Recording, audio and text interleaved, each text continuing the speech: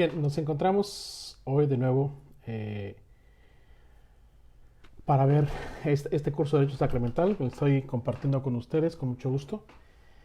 Este tema que hoy nos toca es el derecho sacramental, pero el sacramento del orden sacerdotal, es la segunda parte, es lo que vamos a ver ahora. Con mucho gusto lo vamos a compartir.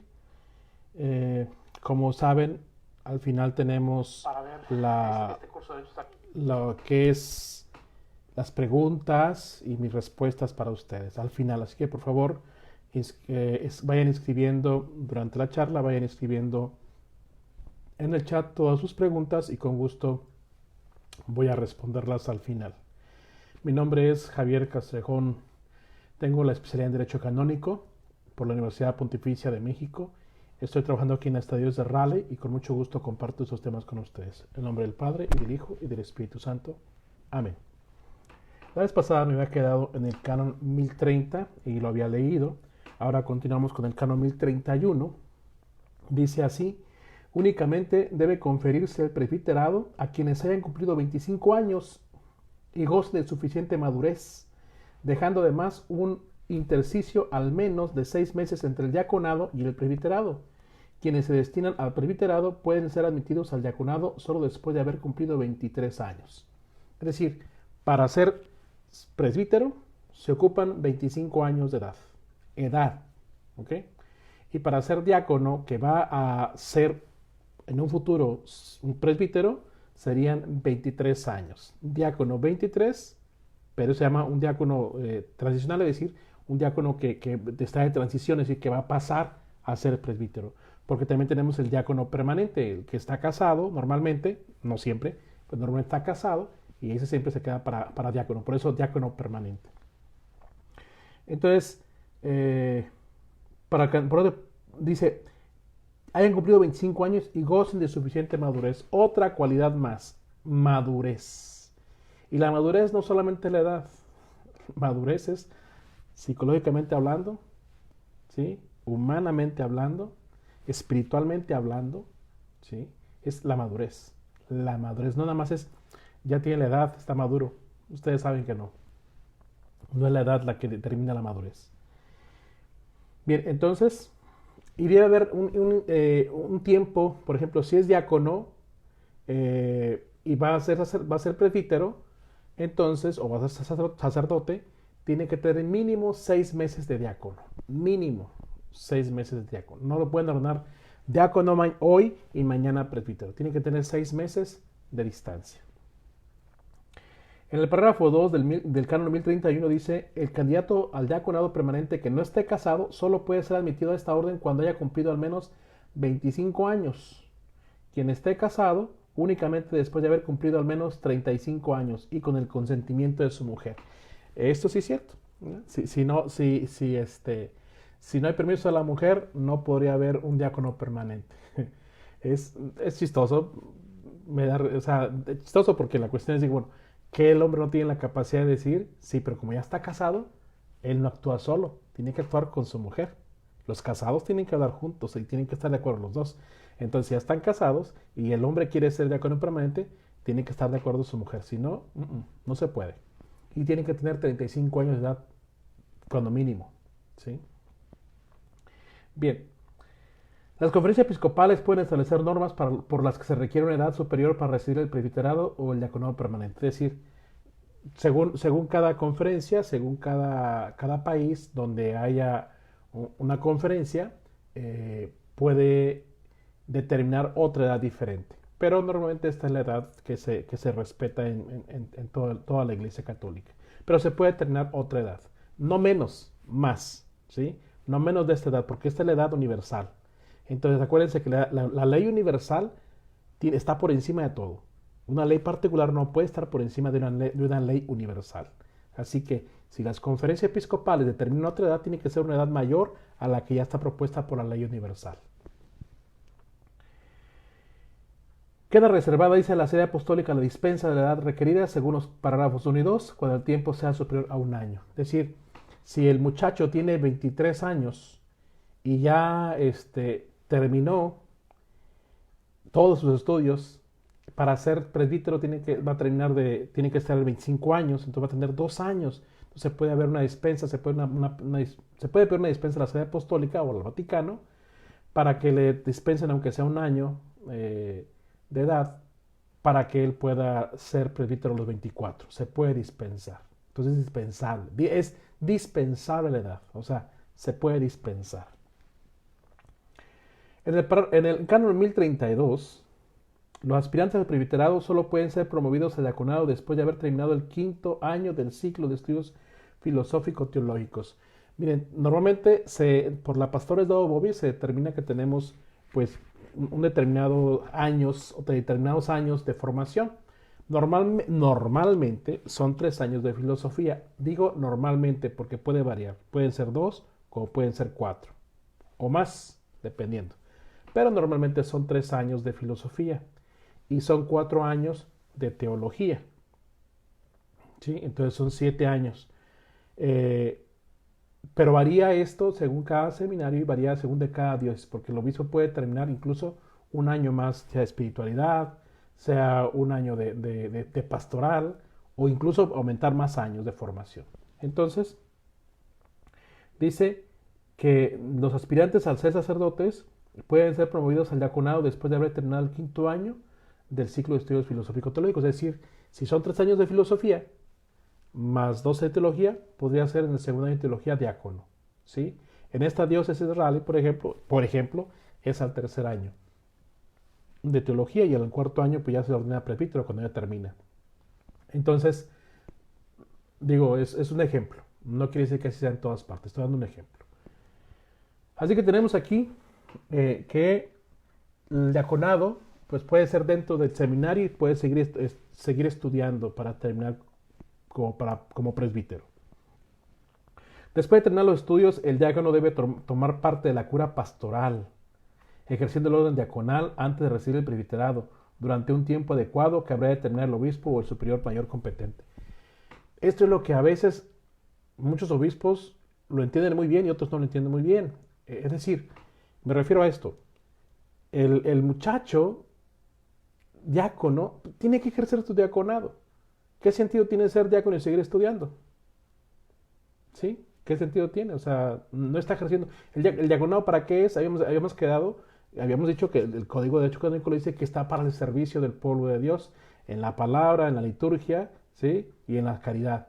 Entonces, si no está hablando, si no está evangelizando, si no está sirviendo a la liturgia, a lo mejor la liturgia sí, en el seminario, pero esa es mi opinión, ciertamente. Pero lo que dice el canon en el parágrafo 2, el canon 1032, parágrafo 2, dice muy claro que el diácono debe tener un tiempo de pastoral para practicar su diaconado, ¿sí? Que aparte es muy bonito. Entonces, sí, como diácono debería estar en una parroquia sirviendo en la cuestión pastoral, no estudiando nada más, y que ya después terminando sea sacerdote. Se ve como muy dado a la cuestión sacramental el presbiterado y se olvida de la parte de la evangelización. Entonces, el parágrafo 2 dice muy claro que tiene que ser diácono y tener un tiempo de servicio de pastoral. No puede estar simplemente diácono y estudiando todo el tiempo. Tiene que tener un tiempo especial de pastoral y les va a servir muchísimo. Entonces, tiene que ser un tiempo adecuado. Claro que esto lo determina el obispo o el superior en caso de que sea una orden religiosa o una congregación religiosa. En el parágrafo 3 del canon 1032 va a decir: el aspirante al diaconado permanente no debe recibir este orden sin haber cumplido el tiempo de su formación. Así que esto sí, los diáconos permanentes, antes de ser diáconos permanentes, tienen que tener su formación completa, plena, y no es una formación nomás por llenar un requisito de estudios, sino tienen que tener realmente una formación bien adecuada, ¿sí? No es al y se va, es una formación bien adecuada porque van a estar trabajando en la cuestión de la liturgia, ¿sí? Litúrgica, las normas litúrgicas, las rúbricas litúrgicas, pero también tiene que evangelizar, es cuestión en cuestión de la palabra. Entonces no es opinión del diácono, tiene que hablar de la palabra y del magisterio de la iglesia, ¿sí? Y de la tradición, la sana tradición de la iglesia. Entonces, sí tiene que saber el diácono, tiene una formación profunda. Y además las caridades que tienen que darlas, pues, la caridad que se trabaja dentro de la iglesia. Entonces, con esto tenemos aquí claro que debe haber una preparación fuerte realmente dentro de este orden sacerdotal, como diácono, como presbítero, una formación buena, ¿sí? Con cualidades que se tienen que comprobar, incluso se tienen que probar, es decir, comprobar que esa formación que ha recibido sí le está funcionando y que ese muchacho sí va a ser un buen sacerdote, un buen diácono. También vamos a ver ahora de los requisitos previos para la ordenación. ¿Cuáles son los requisitos previos de la ordenación de que va a ser presbítero? En el canon 1033 dice: solo es ordenado lícitamente quien haya recibido el sacramento de la confirmación. Es decir, para ser sacerdote o presbítero tiene que ser confirmado. Bautismo primero y confirmación. Obvio que la Eucaristía también va incluida, ¿sí? Porque es la iniciación cristiana. Entonces, requisito estar confirmado también. Y para estar confirmado tiene que ser bautizado, así que pues son los dos sacramentos, ¿sí? Y como sabemos que un buen cristiano tiene los tres sacramentos, la iniciación cristiana, bautismo, Eucaristía y confirmación, pues entonces, si va a ser un presbítero, tiene que tener tres sacramentos, la iniciación cristiana, bien marcado y además bien practicado. El canon 1034, parágrafo 1 dice: ningún aspirante al diaconado o al presbiterado debe recibir la ordenación de diácono o de presbítero sin haber sido admitido antes como candidato por la autoridad indicada en los cánones 1016 y 1019 con el rito litúrgico establecido, previa solicitud escrita y firmada de su puño y letra, que ha de ser aceptada también por escrito por la misma autoridad. Es decir, el muchacho que quiera ser diácono, que quiera ser presbítero, antes tiene que escribir una carta con su puño y letra, es decir, no a computadora, no a máquina de antes de typing estar escribiendo, no. Ahora es a puño y letra, es la solicitud dirigida hacia su autoridad competente, en este caso el obispo, ¿sí? Para que sea admitido a las órdenes. Entonces tiene que ser un rito, hay un rito litúrgico para ser admitido a las órdenes. Se escribe una carta, ¿sí? a la autoridad. Dice: este rito de admisión no es obligatorio para quien está incorporado por los votos o a un instituto clerical. Es decir, los que ya son religiosos normalmente tienen votos temporales, votos perpetuos, y bueno, ellos ya se han comprometido, ¿sí? Ya han sido admitidos para esto. Entonces, hay que hacer solicitud de parte del candidato por escrito, puño y letra. Un requisito antes de que sea admitido como diácono o sea admitido como presbítero. Entonces, primero tiene que ser admitido a las órdenes. Y hay un rito litúrgico para ello. O sea, es una celebración que se hace y se hace dentro de la misa, ¿eh? Se tiene que hacer dentro de la misa. Canon 1035. Antes de que alguien sea promovido al diácono, tanto permanente como transitorio, es necesario que el candidato haya recibido y haya ejercido durante el tiempo conveniente de los ministerios de lector y de acólito. Es decir, fíjense, entonces es una solicitud para las órdenes. Luego tiene que hacer una solicitud para ser lector. Luego una solicitud para ser acólito. Luego una solicitud para ser diácono y una solicitud para ser presbítero, ¿sí? Entonces, sí tiene que tener estas solicitudes hechas el muchacho que va a ser ordenado presbítero. Y es paso por paso. Primero la solicitud para las órdenes, una solicitud por escrita. Otra solicitud por escrito a puño y letra para ser lector.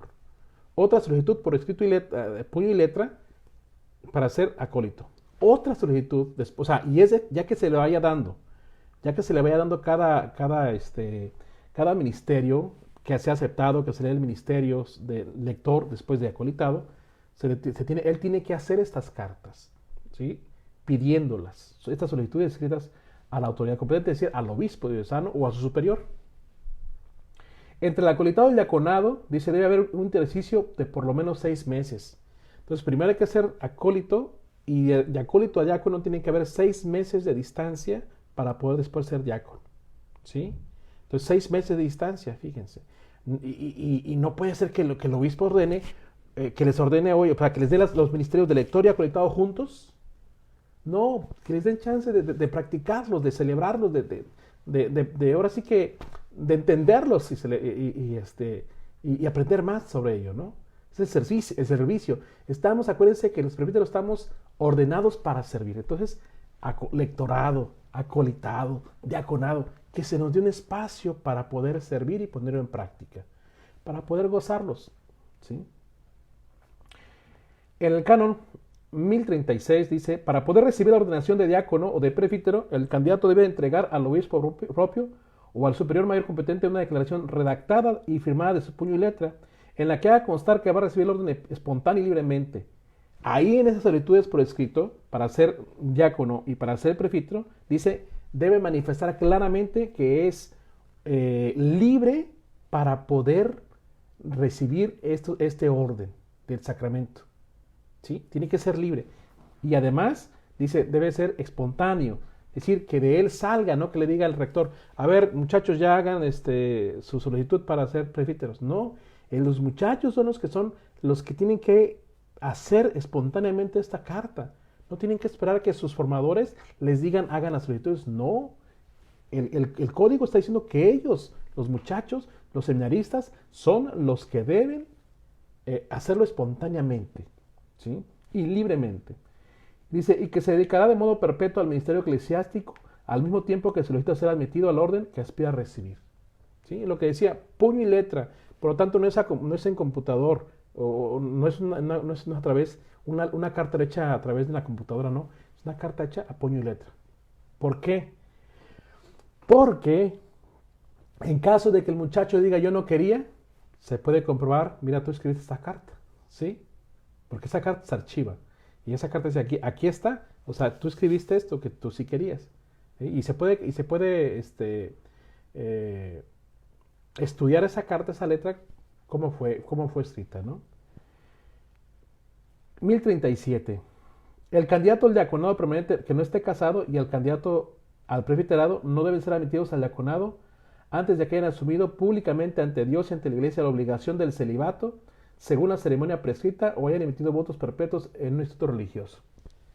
Es decir, si vas a ser presbítero, si vas a ser un diácono permanente que no esté casado, públicamente tienen que decir, y públicamente estamos hablando de dos o más personas, que lo bonito sería que lo hicieran frente a una celebración dominical, frente a un público, una asamblea de laicos que estén ahí presentes, ¿no? Sería lo más bonito, donde públicamente digan que están aceptando el celibato por el reino de los cielos, ¿sí? Eso es lo que sería. O emitir los votos perpetuos de parte de un instituto religioso.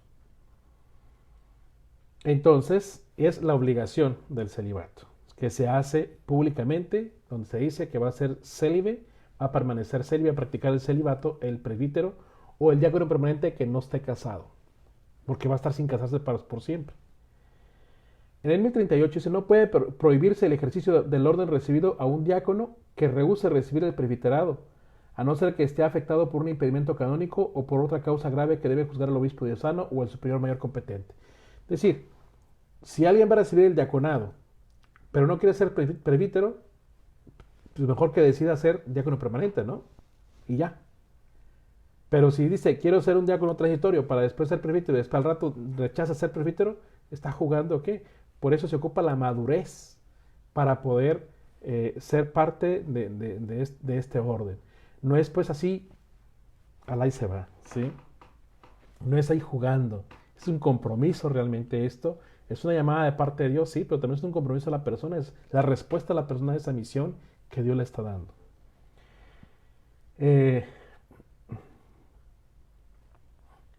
Entonces, en el 1039 dice, todos los que van a recibir un orden deben hacer ejercicios espirituales al menos durante 5 días en el lugar y de la manera que determine el ordinario. El obispo, antes de proceder a la ordenación, debe ser informado de que los candidatos han hecho debidamente sus ejercicios espirituales. Estos ejercicios espirituales deben ser mínimo de 5 días. Hay quien se los avienta de un mes. Hay otros que se avientan de 15, 10 días. Pero normalmente son 5 días de ejercicios espirituales. Y estos ejercicios espirituales realmente son para eso, para meditar, para contemplar, para orar. ¿Sí? Y reflexionar mucho sobre la llamada que Dios está haciendo y la respuesta que uno va a dar. Realmente sirven muchísimo los ejercicios espirituales y esto creo que todo el mundo los que hemos sido ordenados los hemos gozado porque es un tiempo realmente bueno para pensarlo antes de Entonces son requisitos previos para la ordenación, los documentos, o sea, las cartas, para ser admitido a las órdenes. Después para ser lector. Después para ser acólito, que son ministerios, que son servicios laicales.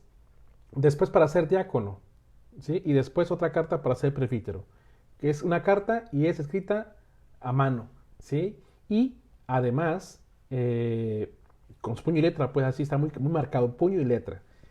Además, debe manifestar, que va a ser presbítero, debe manifestar que es libre, ¿sí? Que es libre y lo está haciendo libremente esa petición para ser presbítero. ¿Se ocupa madurez? Ya le decía de eso. Y se ocupa entonces también hacer los secretos espirituales mínimo de 5 días. Hacer también públicamente la promesa del celibato, donde está aceptando la obligación del celibato. Y esta es una ceremonia ya prescrita y está también dentro de los libros litúrgicos que se utilizan para esto, para estos ritos. Pasamos de las irregularidades y otros impedimentos. ¿Cuáles son estas irregularidades y otros impedimentos? Bueno, quedan excluidos de la recepción de las órdenes quienes están afectados por algún impedimento tanto perpetuo, que recibe el nombre de irregularidad, como simple, que no se contrae en ningún otro impedimento fuera de los que se enumeran en los cánones que siguen. Es decir, van a quedar fuera de ser ordenados, quedan excluidos para ser ordenados quien tenga algún impedimento, ¿sí? Que sea perpetuo, ¿sí? O que esté temporal o perpetuo, o sea, si es temporal hasta que termine su impedimento, ¿no? Pero si es perpetuo, bueno, pues es para siempre, entonces el impedimento no puede ser. Y vamos a ver cuáles son. Dice, son irregulares para recibir estas órdenes quienes padecen alguna forma de amencia u otra enfermedad psíquica por el cual, según el parecer de los peritos, queda incapacitado para desempeñar rectamente el ministerio. Entonces se tiene que ordenar a alguien que tenga una madurez psicológica también, una madurez mental y salud mental. De ahí entonces las valoraciones psicológicas que se hacen al candidato. Es muy necesario, muy necesaria la valoración psicológica actualmente, que no determina, pero sí ayuda muchísimo a ver si este candidato a presbítero, este seminarista a presbítero, va a ser buen presbítero o no. Entonces, debe de tener realmente una salud psicológica, una salud mental, porque si no, no debe ser ordenado, aunque haya terminado todos sus estudios. Quien haya cometido el delito de apostasía, herejía o cisma. Apostasía significa renunciar a la fe católica. No quiero ser católico más, no quiero creer más en Dios, no quiero creer más en la iglesia católica, no quiero nada de la religión. Apostasía. Ya no quiero ser más católico en la vida. O herejía. Ir en contra de algún dogma de la iglesia, ir en contra de alguna doctrina de la iglesia, ir en contra, sí, pero públicamente manifestar, decir, no estoy de acuerdo con esto. Y pues, no puede ser ordenado presbítero, ¿cómo? Si va a estar en contra de la doctrina de la iglesia, ¿sí? O un cisma, es decir, que estaba fundando su propia religión dentro de la iglesia, ¿no? Haciendo su propia religión aparte. No. Entonces, quien haya cometido estos 3 delitos, apostasía, herejía o cisma, no puede ser ordenado presbítero. Entonces ya llevamos 4. Lo que esté mal de la cabeza, mentalmente hablando, psicológicamente hablando, no pueden ser ordenados presbíteros. Quien haya cometido apostasía, quien haya cometido herejía o quien haya cometido cisma, ya van 4. Quien haya tentado matrimonio a un solo civil, estando impedido para contraerlo, bien por el propio vínculo matrimonial, o por el orden sagrado, o por voto público de perpetuo de castidad, bien porque lo hizo con una mujer ya unida en matrimonio válido, o ligada por este mismo voto. Es decir, aquel que esté casado, no puede, porque está casado, ¿sí? Aquel que era diácono y se casó por el civil, tampoco puede, porque había hecho, antes de ser diácono, había hecho la promesa del celibato. O un religioso que ha hecho votos perpetuos, o votos de castidad, voto público de castidad, entonces perpetuo de castidad, entonces no puede. O bien porque lo hizo con una mujer ya unida en matrimonio. Es decir, la mujer ya estaba casada.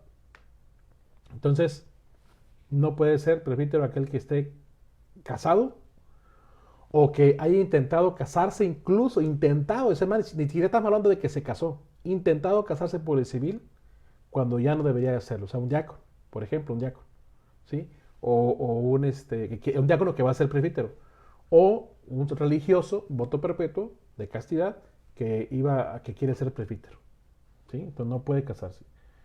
Quien haya cometido homicidio voluntario o procurado el aborto, habiéndose verificado así como todos aquellos que hubieran cooperado positivamente. El muchacho que esté a favor del aborto no puede ser presbítero, ¿sí? El muchacho que haya matado o asesinado a alguien tampoco puede ser presbítero, ¿sí? Luego, 5. Eso creo que está muy claro, ¿no? Matar a alguien o estar a favor del aborto o haber cometido aborto. No se puede. 6. Quien haya realizado un acto de... No, perdón, dice 5. Quien dolosamente y de manera grave se mutiló a sí mismo o a otro o haya intentado suicidarse. Imagínense, si intentó suicidarse, pues está mal de la cabeza, ¿no? Entonces no puede ser presbítero. También, si, si, este, si dolosamente se mutiló, ¿qué es mutilarse? Cortarse partes del cuerpo. Tampoco. O que haya cortado a otra persona también. Mutilar a otra persona tampoco. ¿Sí? ¿Por qué lo digo? Porque por ahí en la historia hay algunos que para evitarse problemas de cuestiones sexuales se han castrado. No pueden ser presbíteros. No pueden ser. ¿Sí? O que se han hecho la vasectomía. No pueden ser presbíteros. Claro, muy difícil de comprobarlo, ¿verdad? Intentamos saberlo o que alguien lo denuncie, ¿no? 6. Quien haya realizado un acto de potestad de orden reservado a los obispos o a los presbíteros sin haber recibido este orden o estándole prohibido su ejercicio por una pena canónica declarada o impuesta. Es decir, aquel que actuó con una autoridad de obispo o alguna acción que le toca solamente al obispo o a un presbítero y que lo haya realizado antes que no era. Es decir, el seminarista o el candidato al sacerdocio o al presbiterado o al diaconado hayan hecho actos que solo le corresponden al obispo o a un presbítero, que lo hayan hecho ellos. ¿Cómo qué? Como escuchar confesiones y que digan, no, ya voy a ser padre, ya te puedo escuchar en confesión. Ya voy a ser padre, ya voy a ser sacerdote, ya puedo celebrar la misa. Hasta que no lo sea. ¿Sí? Y así, detalles en los cuales puede haber simulación de sacramentos o de celebración de sacramentos y que no le toca al muchacho. Dar la bendición, por ejemplo, con el Santísimo Sacramento, tampoco podría, ¿sí? Entonces, detallitos así, o que, aunque el padre le haya dicho, oye, tú, porque a veces pasa, yo no entiendo por qué suele pasar esto, pero pasa. Algún padre le dice al seminarista, ayúdame a ungir a los enfermos. No, tú no tienes por qué ungir a los enfermos, porque eres seminarista, solamente el párroco debe hacerlo. No, pero el párroco que mandó, no importa, porque puedes quedar irregular. ¿Sí? Número 6 del canon 1041. Irregulares para recibir órdenes. ¿Sí? Canon 1042. Están simplemente impedidos para recibir las órdenes. Dice el varón casado, a no ser que legítimamente destinado al diaconado, a no ser que sea legítimamente destinado al diaconado permanente. Si es un varón casado, solamente para ser diácono permanente se acepta, pero no para presbítero. Es la ley. 2. Quien desempeña un cargo o tarea de administración que se prohíbe a los clérigos atender los cánones 285, 286 y debe rendir cuentas hasta que dejado ese cargo o tarea y rendido cuentas haya quedado libre. Una administración, por ejemplo, está en un negocio, está en una empresa, está en cuestiones políticas, está, no sé, sirviendo otra parte, hasta que no termine con todo eso y renuncie a todo eso, entonces por ahora sí podría ser parte de esta formación. ¿Por qué? Porque tiene que quedar libre de todo esto, de todos los cargos. 3. El neófito, a no ser que el juicio del ordinario haya sido suficientemente probado. ¿Qué es el neófito? Bueno, pues aquellos que apenas son bautizados, recién bautizados. Y claro que esto es obvio que no podemos aceptarlos porque, bueno, tienen que tener una formación, ¿verdad? Y para entrar al seminario, pues tienen que estar bautizados. Así que un neófito, pues sí, no puede ser. ¿Por qué? No tiene formación. Así de sencillo. Porque para poder entrar a la formación, pues tiene que estar bautizado. ¿Sí? Claro. Mínimo. Entonces ya no sería neófito. O quien haya cometido algún delito de lo que trata el canon 1041, 3, 4, 5 y 6, de los que ya hablamos, las irregularidades. ¿Sí? Entonces, perdón, estamos en el 3 todavía. El número 1043. Los fieles están obligados a manifestar al ordinario o al párroco antes de la ordenación los impedimentos para la recepción de las órdenes de los que tengan noticia. Es decir, las personas, ustedes laicos, que sepan que un seminarista está haciendo algo malo, tienen que denunciar. ¿Por qué? Porque es para bien de la iglesia. No estén pensando en el muchacho, tienen que pensar en la iglesia. Tienen que pensar en el bien de la iglesia, no en el muchacho. ¿Sí? No. Porque el muchacho se supone que tiene que saber que tiene que portarse bien o hacer las cosas bien. Entonces, los laicos tienen que denunciar si un seminarista está haciendo algo malo.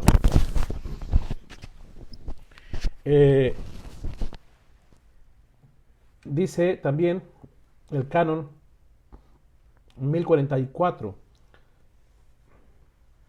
Son irregulares para ejercer las órdenes recibidas quien ha recibido legítimamente las órdenes estando afectado por una irregularidad. No se puede recibir las órdenes si están afectados por alguna irregularidad, los que ya hemos mencionado antes. Quien ha cometido el delito del que trata 1041.2 y si el delito es público, es decir, estamos hablando de apostasía, herejía o cisma. Quien ha cometido algún delito de los que tratan los cánones 1041, 3, 4, 5 y 6. Estamos hablando de las irregularidades del matrimonio, del homicidio y de que se haya mutilado. ¿Sí? Y quien ha realizado actos que le corresponden solamente al obispo o al presbítero. Están impedidos para ejercer las órdenes recibidas quien ha recibido ilegítimamente las órdenes estando afectados por un impedimento. Es decir, no puede ser ordenado legítimamente puesto que ya estamos hablando de que tiene un problema con la ley. Es decir, tiene un problema canónico el muchacho, entonces no puede ser ordenado porque tiene un problema canónico. También dice, quien sufre de amencia o de otra enfermedad psíquica de la que trata el canon 1041, hasta que el ordinario, habiendo consultado a un experto, le permita el ejercicio del orden. Es decir, si tiene una cuestión de problema mental, no tiene por qué ser aceptado, porque es una irregularidad, a menos que evaluado se determine que ya no la tiene. Pero después de evaluación de que ya no tiene ese problema. Pero si lo tiene, no puede ser ordenado. ¿Por qué? Porque tiene este problema. A menos que le permita, que no afecte el ejercicio del orden, pero un problema mental, imagínense. 1045. La ignorancia de las irregularidades y los impedimentos no eximen de lo mismo. Es decir, los muchachos que digan, es que yo no sabía, eso no importa. Como eres seminarista y como estás estudiando para ser sacerdote, tienes que saber, es tu obligación saber. No es de que no sabía. Tienes que saber, es tu obligación. Lo siento, ¿sí? Tienes que saber. 1046. Las irregularidades e impedimentos se multiplican cuando provienen de diversas causas, pero no por repetición de una misma causa, salvo que se trate de la irregularidad por homicidio voluntario o por haber procurado un aborto si este se produce. Es decir, que la regularidad pues es la misma, bueno, pues no hay problema, pero si es un homicidio, se ha matado a varias personas, no puede ser presbítero, o se ha cometido aborto varias veces, tampoco puede ser presbítero. Es decir, se aumenta el delito por la repetición de estos actos. 1047. Se reserva exclusivamente a la sede apostólica la dispensa de todas las irregularidades si el hecho de que se basan hubiera sido llevado al fuero judicial. Es decir, que el muchacho hubiera pedido un juicio. Compruébenmelo, que está pidiendo un amparo, una especie de amparo, realmente se llama defensa. Está pidiendo una defensa o está pidiendo que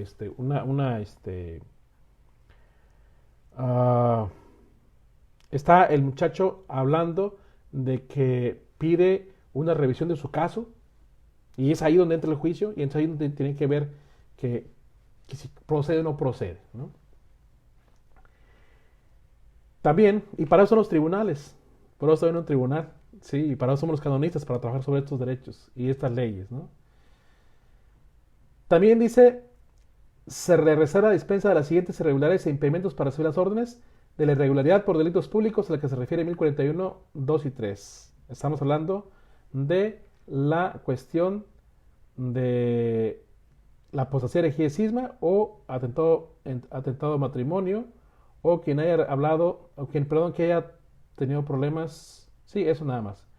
Luego, de la irregularidad por delito tanto público como oculto del 1041 para el número 4, que haya cometido homicidio o aborto.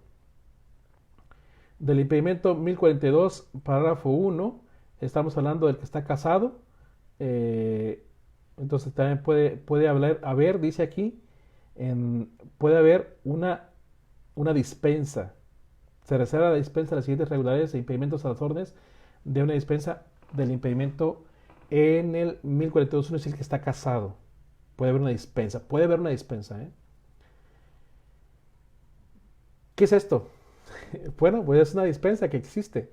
Y es un tema muy grande y un tema quizás que discutible, que ha generado quizás algunos así como inconvenientes, como que está casado y se puede dispensar para que pueda ser presbítero. Sí, sí puede ser. Podría ser posible. ¿En qué momentos podría ser? Miren, él y ella dicen, ya no estamos viviendo como matrimonio, realmente estamos separados, nuestros hijos ya no dependen de nosotros, ella tampoco depende de mí, yo no dependo de ella, quiero ser presbítero, y ella dice, bueno, está bien, yo le doy permiso, yo ya no quiero nada que ver con él, y estamos hablando de una dispensa, pero es raro, es muy, muy raro este caso, pero pues puede darse, es una dispensa que la Santa Sede puede dar, pero repito, es muy raro el caso, yo no conozco ni uno solo en mi vida, ni siquiera en clase me ha mencionado un caso así, así que no los conozco, pero puede darse, porque está aquí contemplado en el derecho.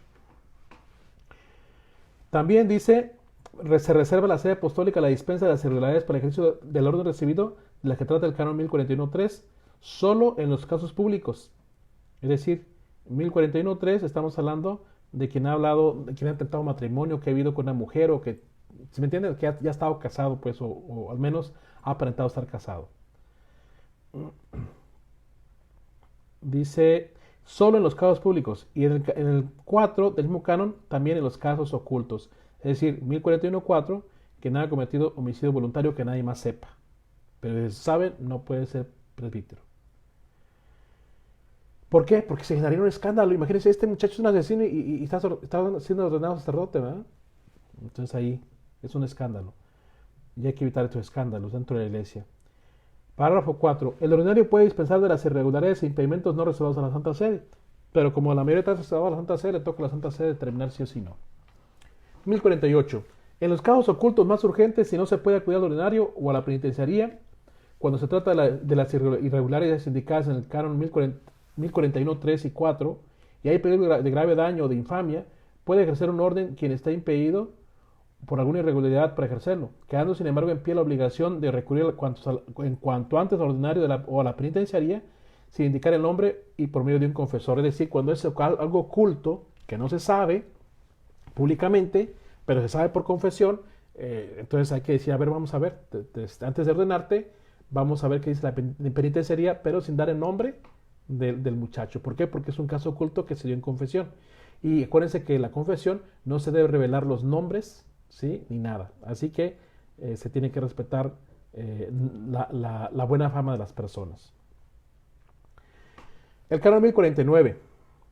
En las presas para obtener las dispensas de las irregularidades e impedimentos se han de indicar todas las irregularidades y todos los impedimentos. Sin embargo, la dispensa general vale también para lo que no se haya manifestado de buena fe, exceptuado las irregularidades de que tratan el canon 1041.4 y aquellas otras que hubieran sido llevadas al fuero judicial, pero no para lo que se haya ocultado de mala fe. Es decir, estamos hablando de que se puede dar una dispensa general para todas las irregularidades, incluso las que no se han expresado, no por mala fe, sino por buena fe. Es decir, se me olvidó decirlas, pero también vale, ¿sí? Entonces hay que expresar exactamente cuáles son las irregularidades. Cuando uno vaya a pedir la dispensa de las irregularidades, tiene que expresar bien claro qué necesita, qué va a pedir de dispensa. Si se trata de irregularidad por homicidio voluntario o por aborto procurado, para la validez de la dispensa necesita hacer constar también el número de delitos. ¿Cuántas veces mataste, asesinaste o cuántas veces cometiste el aborto? ¿Sí? 3. La dispensa general de irregularidades e impedimentos para recibir las órdenes vale respecto a todas las órdenes. Estamos hablando de esto. ¿Qué documentos se requieren para el escrutinio? Para ser presbítero o para ser diácono. Para que alguien pueda acceder a las órdenes se requieren los siguientes documentos. ¿Sí? Y estamos hablando aquí de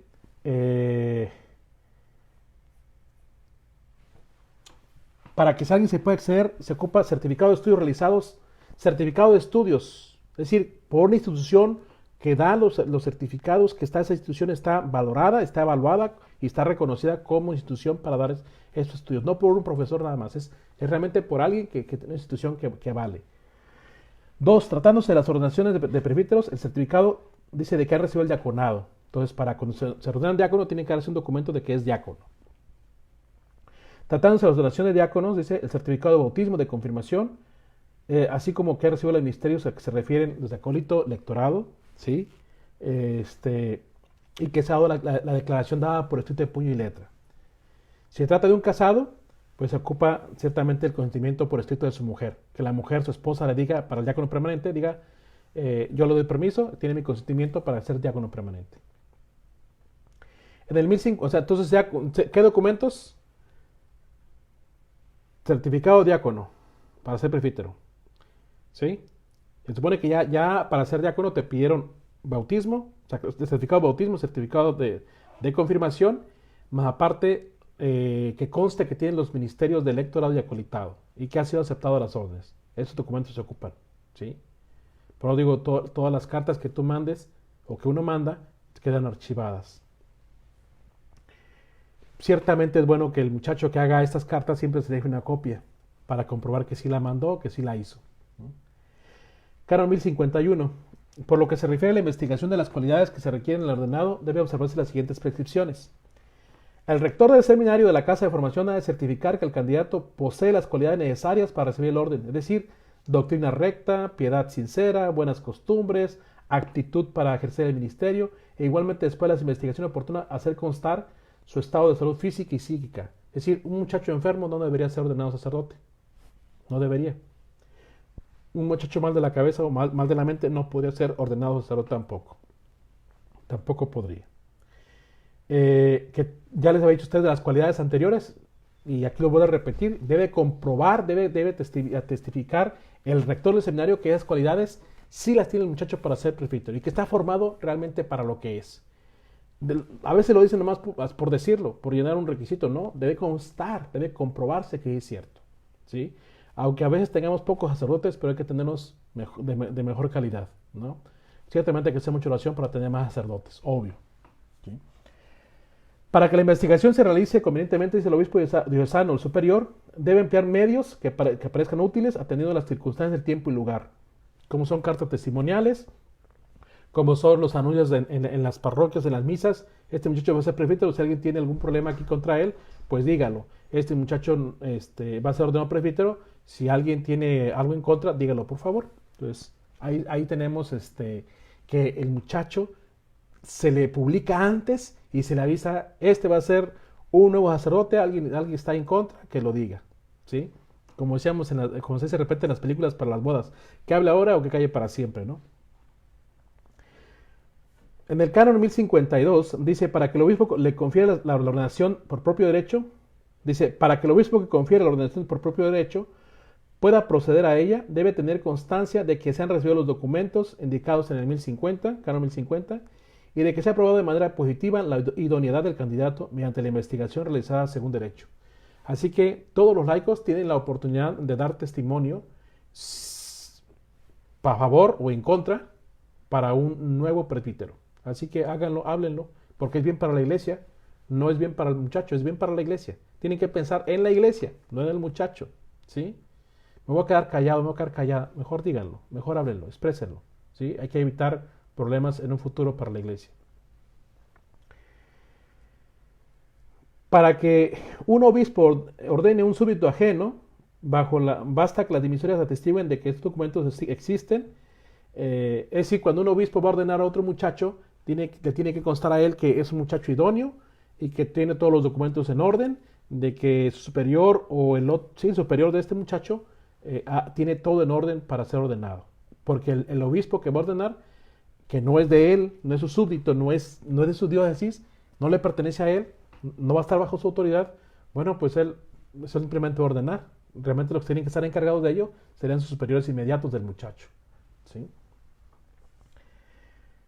Sí, dice, si de todos modos, dice el obispo, duda con cierta, dice, tiene razón, dice, duda con cierta razón, la idoneidad del candidato para recibir órdenes, no debe ordenar. Es decir, si el obispo no está bien seguro de que este muchacho se le puede ordenar, el obispo se puede negar y no se le debe ordenar. Así, ¿sí? Bien, ahora pasamos a la inscripción y certificado de ordenación realizada. Al terminar de ordenación, también se le debe notar el libro especial de órdenes, ciertamente. Este libro está en las oficinas de la curia, en las oficinas del obispo, en la mitra o como le llamen, en el centro católico. Están estos libros de sacramentos, especialmente de órdenes sacerdotales. Se anota el nombre, qué ministro o qué obispo lo ordenó, o qué obispo lo ordenaba. Ahí también como el lugar y el día de la ordenación, ¿sí? Estos documentos se deben archivar bien en un archivo bien guardado, ¿sí? El obispo debe dar a cada ordenado un certificado auténtico de ordenación recibida, es decir, debe dar un documento de que se le ordenó como diácono, que se le ordenó como presbítero, un documento oficial de parte del obispo, ¿sí? Entonces, donde se va a demostrar, bueno, que es un diácono y que es un presbítero, con su sello y firma del obispo, ¿no? Y el canciller. Que no estaría mal también la firma del rector del seminario ahí, no estaría mal. En el canon 1054 dice, el ordinario lugar, tratándose de seculares o el superior mayor competente, se trata de los súbditos, debe comunicar la ordenación del párroco el lugar del bautismo de cada ordenado para que se note en el libro de bautismo. Es decir, el muchacho que ha sido ordenado sacerdote se le tiene que notificar a donde fue bautizado que ahora ya es sacerdote. Se tiene que notificar. Y en el libro de bautismos, donde fue bautizado el muchacho, el nuevo presbítero, se le nota ahí que ahora es presbítero y bueno, queda anotado ahí. Queda anotado la ordenación del muchacho. Entonces tenemos aquí, con esto estamos terminando el sacramento de la sacerdotal. Son dos temas. La primera parte lo vimos el martes pasado, hoy es jueves. No sé qué día lo estás viendo tú este video, lo vas a ver. Pero bueno, ya son dos partes de la segunda parte y con eso estaría terminando de lo que hablamos de la ordenación. Así que algo que nos debe quedar claro, nadie tiene el derecho de sentirse que él debe ser ordenado presbítero. No, debe tener un llamamiento de parte de Dios. Además, para esto se tiene que tener una formación dentro de un seminario o con unos formadores que estén revisando su vida, su formación, para comprobar si es apto o no. ¿Sí?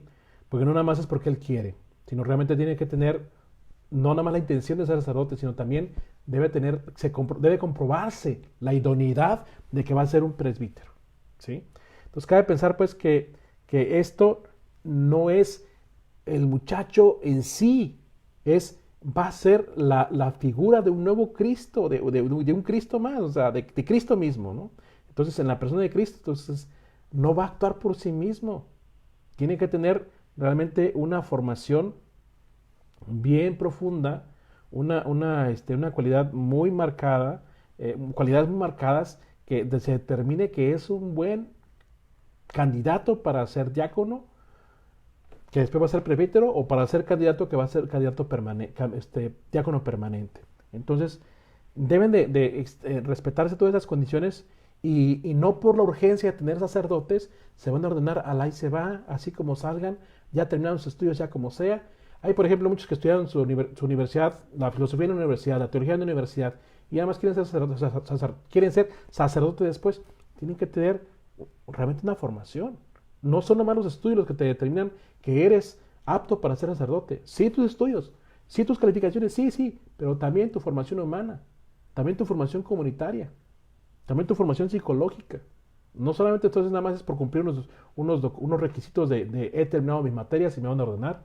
No, también hay que comprobarse la idoneidad humana, pastoral, psicológica, ¿sí? Espiritual del candidato, además de la intelectual. Entonces, ojalá que con esto quede claro de este sacramento del orden. Y acuérdense que este sacramento también se inscribe dentro de los libros. Bien, voy a pasar ahora a revisar sus preguntas, si es que ha habido preguntas. Mm, no hay preguntas, creo. Buenas tardes. A ver, bendiciones.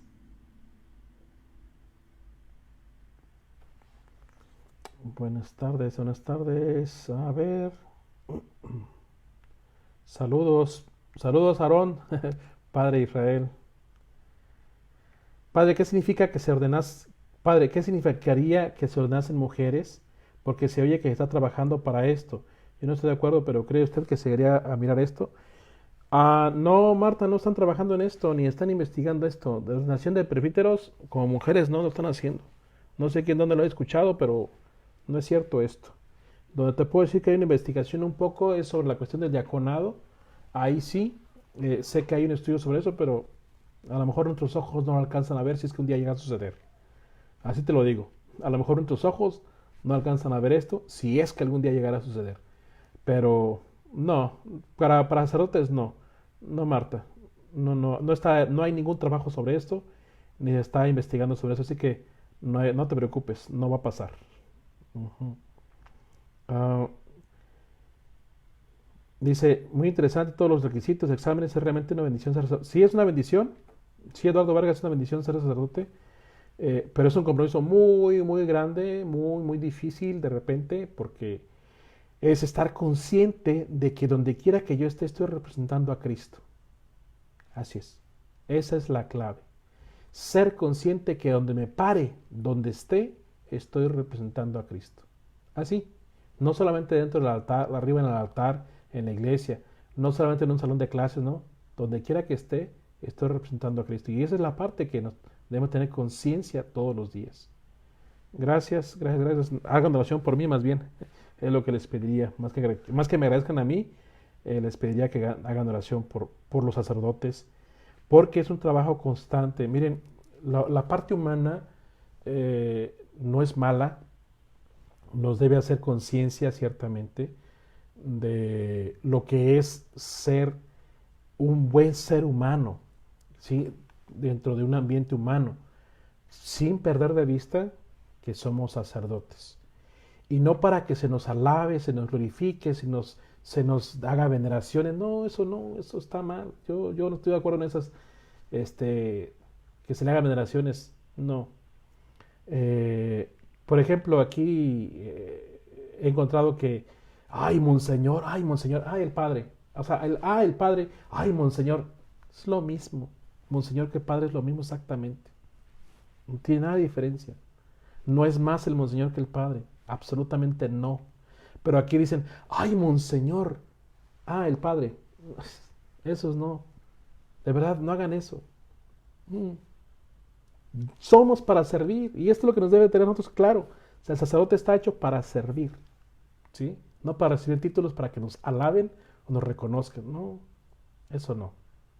Son títulos. ¿Sí? Pero, bueno, hay gente que lo hace así.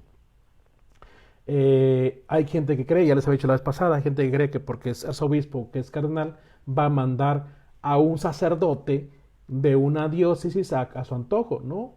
Para que un obispo, para que un cardenal, para que un arzobispo pueda mandar a un sacerdote, a un presbítero de otra diócesis a la que ellos no están, tienen que hablar primero con el obispo del lugar. Sí, claro, porque el sacerdote está inmediatamente su autoridad inmediata es el obispo diocesano a la que él pertenece. ¿Sí? Así también. Entonces, no porque sean arzobispos cardenales son más que un obispo tampoco, son obispos también. ¿Sí? Esto que quede claro. Y les recuerdo, estamos para servir, para eso estamos, no para que se nos alabe ni se nos venere. Bien, pues este es el sacramento del orden sacerdotal. Espero que haya quedado claro. Viene las próximas semanas, van a ser semanas yo pienso, del tema del matrimonio. Ese sí va a estar bueno, es muchísimo, muchísimo material, muchísimos cánones eh, que sí, vamos a tener que trabajar sobre esto. Bueno, pues muchas gracias. Como no veo más preguntas, solamente agradecimientos, pues que Dios les bendiga, y les voy a dar la bendición. Entonces nos veríamos para el próximo martes, si Dios lo permite, ¿sí? O en la próxima clase, lo voy a anunciar ciertamente por el Facebook, ¿ok? Acuérdense que estoy compartiendo ya los videos en YouTube, en la página de San Juan Diego Mission o la misión de San Juan Diego, que es parte de este muro de Facebook de Juan Diego. Y también lo comparto en YouTube, en el canal de YouTube de la misión San Juan Diego, para que ustedes puedan hacer el share o el compartir con los demás, bueno, para que los demás también puedan aprender un poquito más. Entonces me despido. Soy el padre Javier Castrejón, o el presbítero, sería el título correcto, presbítero Javier Castrejón. Tengo la especialidad en Derecho Canónico, y estoy trabajando en estadios de Raleigh, como juez en el tribunal, como vicario parroquial en una parroquia en Sagrado Corazón en Pinehurst, y como administrador parroquial en la misión San Juan Diego, una misión hispana completamente en Robbins. Que el Señor esté con ustedes, y la bendición de Dios Todopoderoso, Padre, Hijo y Espíritu Santo, descienda sobre ustedes y permanezca para siempre. Que Dios les bendiga. Gracias por haberse conectado.